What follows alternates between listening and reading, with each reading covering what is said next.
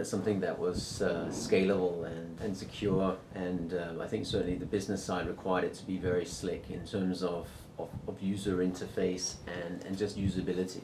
So part of the problem with building a fintech platform, I think, is that security is probably one of the most important from two sides. First of all, you want to make sure that it's not easily breached, and at the same time you also want to make sure that dollars and cents are not lost because of coding errors. So it's been very we've been quite strict about the actual architecture and making sure that it actually is very sort of balances the books at the end of the day and does the right thing. But at the same time, it has to be fast as a trading platform. It can't be slow, and that sort of has some challenges from that point of view. We primarily aim to have it used as a web, desktop application for now, simply because the sort of people we're marketing towards are the SMEs. Would probably be somebody who is doing some treasury in the company would be opening up their web browser and putting the order in. But we're also cognizant that the people who are using this sort of product may not be Forex experts. They need something that's simple and intuitive, and especially trying to make them understand how does this P2P order book work.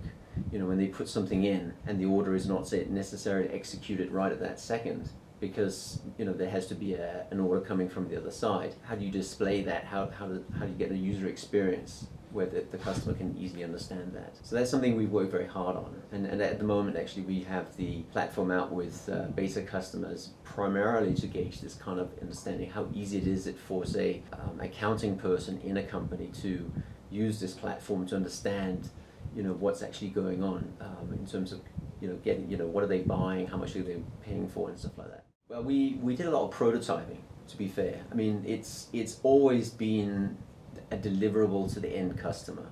So the actual architecture of the back end is sort of that was a secondary thing. Primarily it was like, how would a customer interact with a P2P Forex system?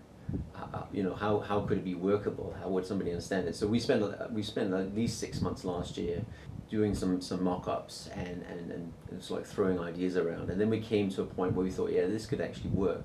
And then we, in more in depth, we started looking at how do you run an order book, how do you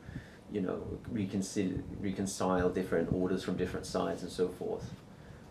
We have also a lot of treasury functions, obviously, because we've got money that's coming from different banks, different commercial banks, and we obviously have to make sure that all these trades, all these money flows are done in a short time. So those were the secondary problems, but primarily it has been about interface and user experience. It's a tricky one. I think that's one of the reasons why we spent so much time doing mock-ups and conceptualizing about the user interface and the user experience before taking it in front of potential clients. And the reason is I think once you're familiar with the paradigm in a certain way of trading, doing your Forex, then if we start changing that too much, it would just add confusion.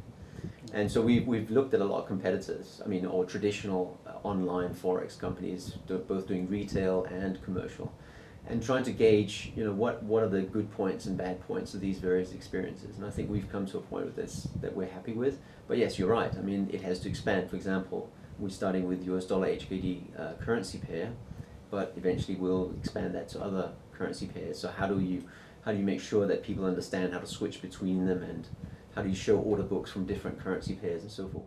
It's a lot about architecture, and then it's making sure that we're using technology that's appropriate, meaning that can we find resources, can we find people that are capable of working with us with those technologies? Are we capable of maintaining that? How difficult is it to code in that technology and actually maintain it? Because it's obviously a maintainable thing. Also disaster recovery and security and all those other things. You have to put your stake in the ground and say, right, this is roughly what we want to do. And I'm sure what we're doing today is probably not necessarily what somebody would do in 5 years' time. But I think we've got a bunch of technologies that have been around for a while and are actually evolving with big communities of users and developers.